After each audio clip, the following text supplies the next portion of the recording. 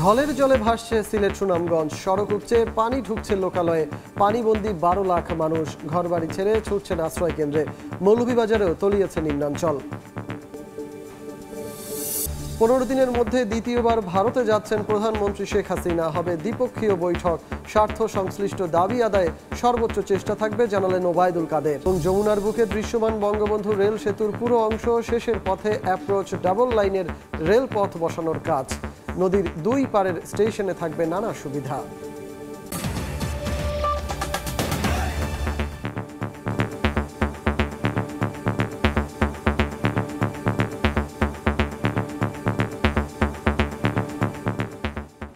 জনপথে সময়ের সঙ্গে আছি আমি সজল মিত্র রিচার্ড।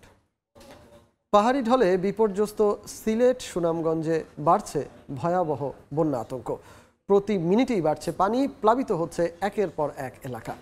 পানিবন্দী হয়ে পড়েছে অন্তত 12 লাখ মানুষ। বিচ্ছিন্ন যোগাযোগ ব্যবস্থা ও বিদ্যুৎ সংযোগ। আশ্রয় কেন্দ্রে ছুটছে হাজার হাজার মানুষ। নির্ঘুম রাত কাটাচ্ছেন বাসিন্দারা। হিমাদ্রি শেখর ভদ্রকে সঙ্গে নিয়ে ইকরামুল কবিরের রিপোর্ট, আর ক্যামেরায় ছিলেন দিগন সিংহ।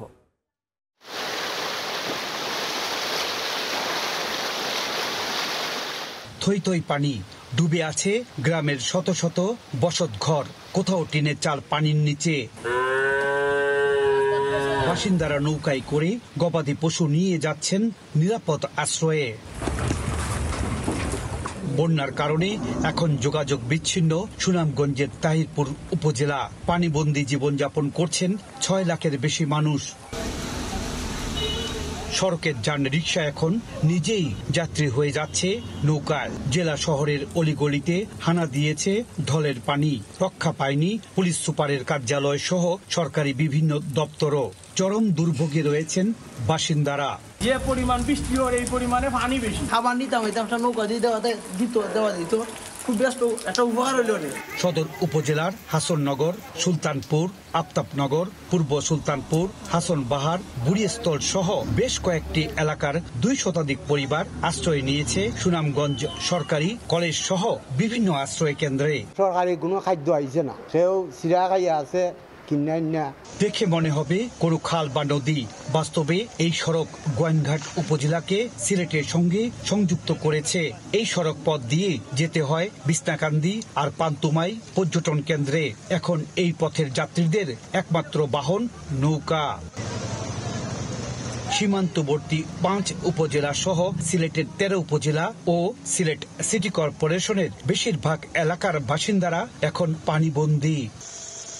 অভিজাত এলাকা শাহজালাল উপশহরের বাসাবাড়ি ও ব্যবসা প্রতিষ্ঠান এখনো পানির নিচে। সিলেট ও সুনামগঞ্জে পানিবন্দী প্রায় 12.5 লাখ মানুষ। ইকরামুল কবির, সময় সংবাদ। রংপুরে তিস্তার কাউনিয়া পয়েন্টে পানি বিপদ সীমার 20 সেন্টিমিটার ওপর দিয়ে প্রবাহিত হচ্ছে। এতে ভাঙন আতঙ্কে কয়েকশো পরিবার। নদী তীরবর্তীদের অনেকেই নিজ উদ্যোগে জিও ব্যাগ ফেলে ভাঙন ঠেকানোর চেষ্টা করছেন। ভাঙন মোকাবেলায় দায়সারা আশ্বাস পানি উন্নয়ন বোর্ডের। ভাঙনের হাত থেকে বসতঘর বাঁচাতে নিজ উদ্যোগে নদীতে জিও ব্যাগ ফেলছেন তিস্তা পাড়ের মানুষ। পুরুষের কাজে সাহায্য করছে নারীরাও। উজানের ঢল আর ভারী বৃষ্টিপাতে বাড়তে শুরু করেছে তিস্তা নদীর পানি।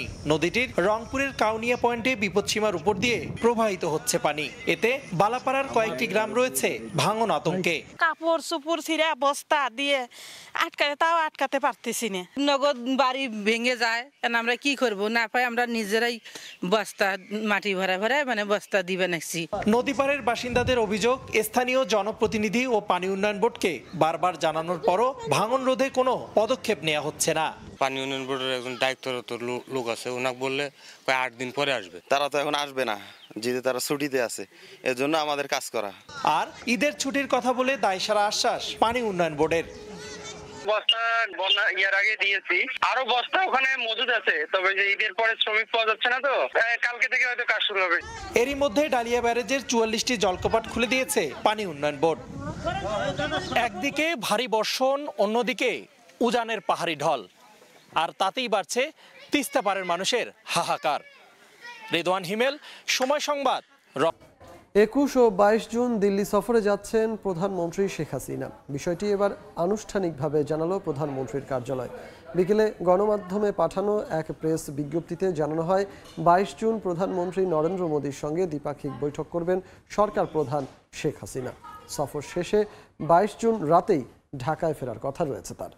প্রধানমন্ত্রীর কার্যালয়ে জানিয়েছে, শুক্রবার দুপুর 2টায় দিল্লির উদ্দেশ্যে ঢাকা ছাড়বেন প্রধানমন্ত্রী। ওই দিন বিকেলে দেশটির পররাষ্ট্রমন্ত্রী দেখা করবেন শেখ হাসিনার সঙ্গে।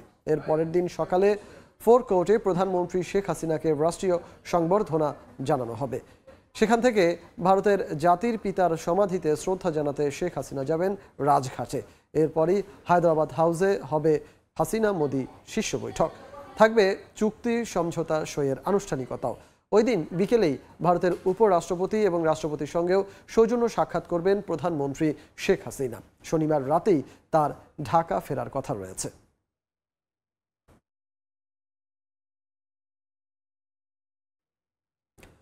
পনেরো দিনের মধ্যে দ্বিতীয়বারের মতো ভারত সফরে নরেন্দ্র মোদীর সঙ্গে দ্বিপক্ষীয় বৈঠক করবেন প্রধানমন্ত্রী শেখ হাসিনা।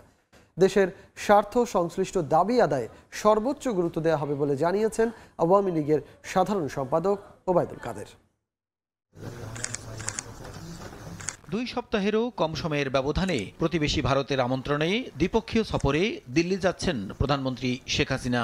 একই মাসে 2 প্রধানমন্ত্রীর পৌনঃপৌনিক বৈঠককে নজিরবিহীন ঘটনা হিসেবেই দেখা হচ্ছে বিভিন্ন মহল থেকে।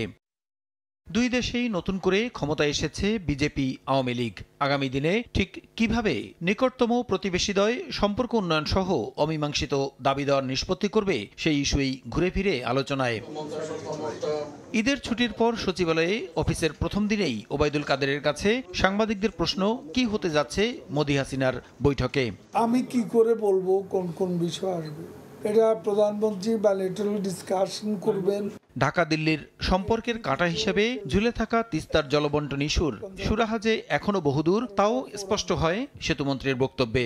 তিস্তা তারা তাদের রাজ্য সরকারকে এ ব্যাপারে সূচক অবস্থানে নিয়ে আসবে, এটা তো সেন্ট্রাল গভর্নমেন্ট ফেডারেল গভর্নমেন্টের কাজ, ভারতের।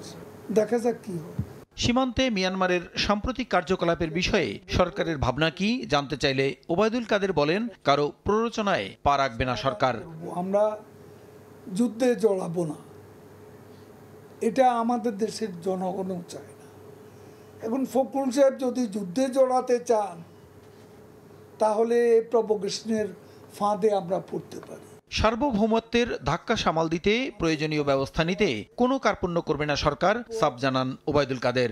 সার্বভৌমত্ব চলে গেলে। প্রসূন আশিস, সময় সংবাদ, ঢাকা।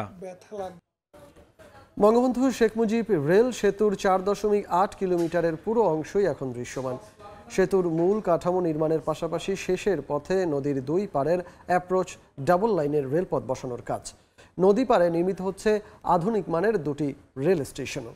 প্রকল্প সংশ্লিষ্টরা বলছেন, আইকনিক স্টেশনগুলোতে যাত্রীদের জন্য থাকবে বিশ্বমানের নানা সুযোগ সুবিধা। রিঙ্কু কুণ্ডুর প্রতিবেদন আর ছবি তুলেছেন অমৃত সেন। যমুনার বুকে এখন দৃশ্যমান বঙ্গবন্ধু শেখ মুজিব রেল সেতুর 4.8 কিলোমিটারের মূল কাঠামোর পুরো অংশই।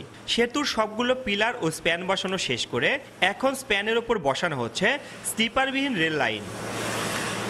দেশের দীর্ঘতম এই রেল সেতুর মূল কাঠামো নির্মাণের পাশাপাশি নদীর দুপারে নির্মিত হচ্ছে আধুনিক মানের 2টি রেল স্টেশন।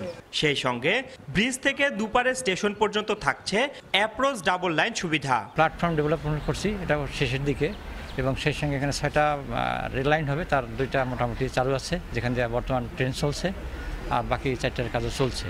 স্টেশনের এক পাশ থেকে অন্য পাশে নিরাপদে পারাপারের জন্য থাকছে লিফটের সুবিধা সম্বলিত ফুট ওভারব্রিজ, বিশাল গাড়ি পার্কিং সুবিধা, সুপরিসর বিশ্রামাগার, শিশুদের জন্য বেস্ট ফিডিং রুম সহ যাত্রীদের সেবায় বিভিন্ন সুযোগ সুবিধা।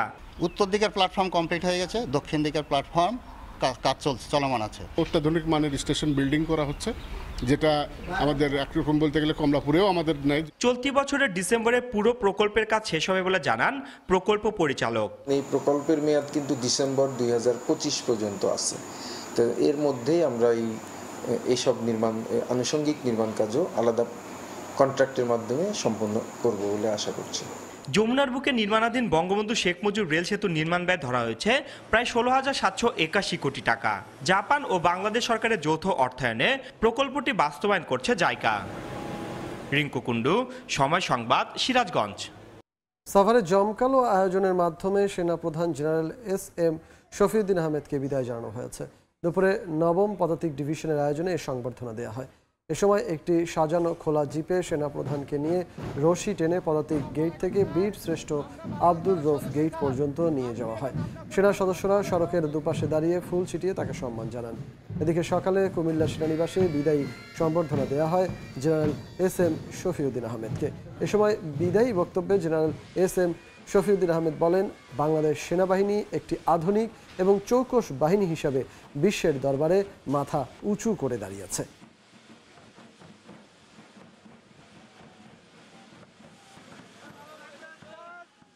এখন প্রতিটা সেনা সদস্য আগের চেয়ে অনেক বেশি পেশাগতভাবে দক্ষ, যোগ্য এবং পারদর্শী। আমি মাননীয় প্রধানমন্ত্রীকেও এই সুযোগে ধন্যবাদ এবং কৃতজ্ঞতা জানাতে চাই, যিনি আমার পরে আস্থা রেখে এই গৌরবময় বাংলাদেশ সেনাবাহিনীর দায়িত্ব দিয়েছিলেন এবং তার পরবর্তীতে আমাকে সর্বপ্রকার সহযোগিতা, পৃষ্ঠপোষকতা প্রদর্শন করে গেছে। দেখছেন জনপদের সময়। ঈদের তৃতীয় দিনে চট্টগ্রামের চিড়িয়াখানায় মানুষের উপচে পড়া ভিড়। ঈদের ছুটি পরিবারের সঙ্গে উপভোগ করতে সব বয়সী মানুষের উপস্থিতি ছিল চট্টগ্রামের চিড়িয়াখানায়। সাদা বাঘ, গন্ডার কিংবা বিশাল আকৃতির সাপসহ বিভিন্ন জীবজন্তু দেখতে সাধারণ মানুষের উপস্থিতি ছিল চোখে পড়ার মতো।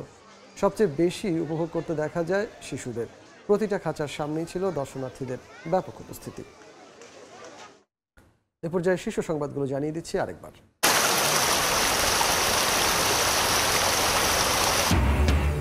ঢলের জলে ভাসছে সিলেট সুনামগঞ্জ, সড়ক উপচে পানি ঢুকছে লোকালয়ে। পানিবন্দী 12 লাখ মানুষ, ঘরবাড়ি ছেড়ে ছুটছেন আশ্রয় কেন্দ্রে। মৌলভীবাজারেও তলিয়েছে নিম্নাঞ্চল। এবং 15 দিনের মধ্যে দ্বিতীয়বার ভারতে যাচ্ছেন প্রধানমন্ত্রী শেখ হাসিনা। হবে দ্বিপক্ষীয় বৈঠক। স্বার্থ সংশ্লিষ্ট দাবি আদায়ে সর্বোচ্চ চেষ্টা থাকবে জানালেন ওবায়দুল কাদের।